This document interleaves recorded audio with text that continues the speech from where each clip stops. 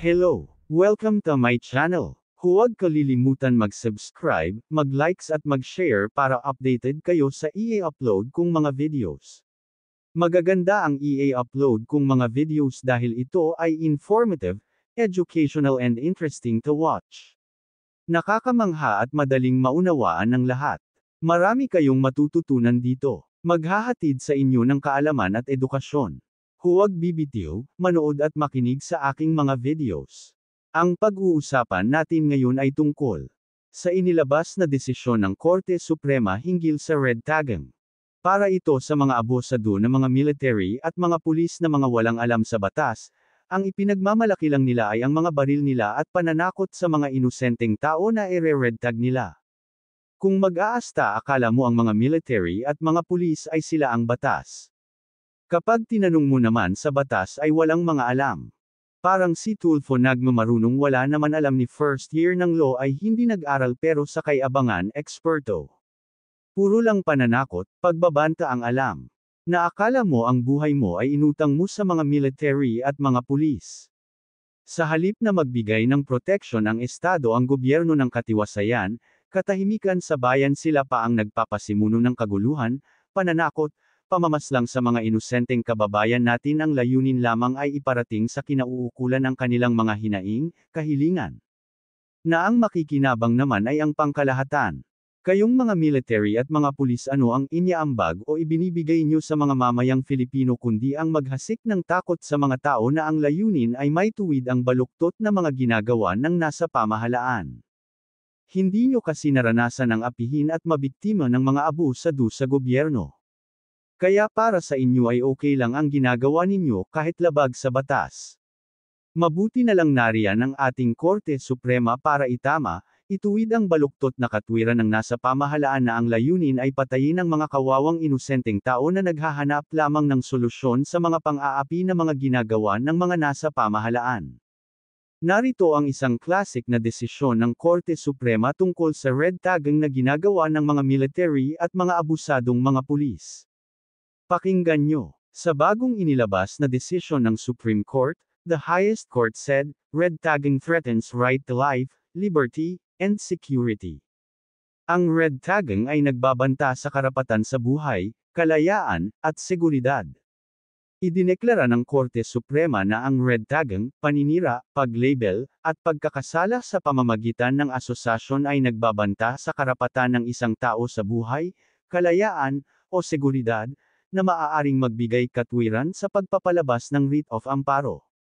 Ito ang naging desisyon ng Korte Suprema en bank sa isang desisyon na isinulat ni Associate Justice Rodolfo Alameda, kung saan ipinagkaloob nito ang writ of amparo na pabor kay Sigfred Deduro. Si Deduro ay isang aktivista at dating kinatawan ng party list na Bayan Muna sa House of Representatives. Sinabi niya na noong ika-19 ng Hunyo taong 2020, sa pulong ng Iloilo Provincial Peace and Order Council, nagbigay ng presentasyon ang mga opisyal ng militar kung saan si Deduro, bukod sa iba pa, ay tahasang kinilala bilang bahagi ng Communist Party of the Philippines New People's Army, CPP, NPA, Hierarchy. Ang mga opisyal ng militar ay nasa ilalim ng command ni Major General Eric Vinoy, ang commanding officer ng 3rd Infantry Division ng Philippine Army. Iniulat ito kalaunan ng Bombo Radyo Iloilo at Philippine News Agency. Iginiit pa ni Deduro na ang mga poster ay inilagay sa iba't ibang lokasyon sa Iloilo City na may label na kanyang larawan bilang isang kriminal, terorista, at miyembro ng CPP-NPA National Democratic Front, NDF. Ang mga caption sa poster ay nagsasaad. Mga compounds ang CPP-NPA sa syudad. Nag-apang intokag nagabutog sa pumuluyo. Rally diri, rally didto. Wala may naobrahan para sa banwa. Disciples of the CPP-NPA-NDF in the city. Fooling and deceiving the people. Holding rallies here and there. They have done nothing for the country. Sinabi rin ni Deduro na may mga pagkakataon na sinundan siya ng mga hindi kilalang lalaki. Kaya naman naghain siya ng petisyon para sa isang writ of amparo sa Regional Trial Court, RTC, upang hikayatin si Major General Vinoy at ang kanyang mga nasasakupan mula sa red tagging at panghaharas o pananakot sa kanya. Ibinasura ng RTC ang petisyon ni Deduro, nakitang hindi sapat ang kanyang mga paratang ng red tagging para ituring na mga banta sa kanyang buhay, kalayaan, at seguridad. Nakahanap ang Korte Suprema ng prima facie na ebidensya sa petisyon ni Deduro na nagbibigay garantiya sa pagpapalabas ng writ of amparo. Ipinasya nito na ang red tagging, paninira, paglabel, at pagkakasala ng asosasyon ay bumubuo ng mga banta sa karapatan ng isang tao sa buhay, kalayaan, o seguridad. Sa ilalim ng Administrative Memorandum No. 07912 SC o ang Rule on the Writ of Amparo, ang petisyon para sa isang writ of amparo ay isang remedyo na magagamit ng sinumang tao na ang karapatan sa buhay, kalayaan, o seguridad ay nilabag o pinagbantaan ng isang labag sa batas na gawa o pagtanggal ng isang pampublikong opisyal o empleyado, o ng isang pribadong individual o entity. Ang isang anyo ng naturang pagbabanta ay ang pagkilos ng red tagging, na kinikilala ng mga internasyonal na organisasyon bilang isang anyo ng panliligalig at pananakot. Ang paglalagay ng label sa isang tao na pula ay kadalasang may kasamang madalas na pagsubaybay, direktang panliligalig, at sa ilang pagkakataon, sa huli ay kamatayan. Dahil ang pagiging nauugnay sa mga komunista o terorista ay ginagawang target ng mga vigilante, paramilitary group, o kahit na mga ahente ng estado ang taong naka-red tag, madaling maunawaan kung bakit maaaring natatakot ang isang tao na ang pagiging red tag ay maglalagay sa kanyang buhay at seguridad sa panganib. Sa kaso ni Deduro, ang dapat na pagpupulong kung saan siya at ang iba pang mga aktivista ay nakilala, kapag tiningnan kasama ang mga pagpatay sa ilan sa mga kinilalang tao, ay maaaring, kung totoo, ay bigyang katwiran ang pagpapalabas ng writ of amparo. Dagdag pa, ang mga poster na may larawan ni Deduro ay naglalaman ng mga pahayag na nagpapahiwatig ng kanyang di umano'y kaugnayan sa CPP. Ang mga poster na ito ay inilagay sa mga lokasyong madaling makita ng publiko. Dahil ang petisyon ni Deduro ay hindi batayan o kulang sa merito, hindi dapat ibinasura ng RTC ang kaso ng hindi inaatas kay Major General Vinoy na maghain muna ng pagbabalik.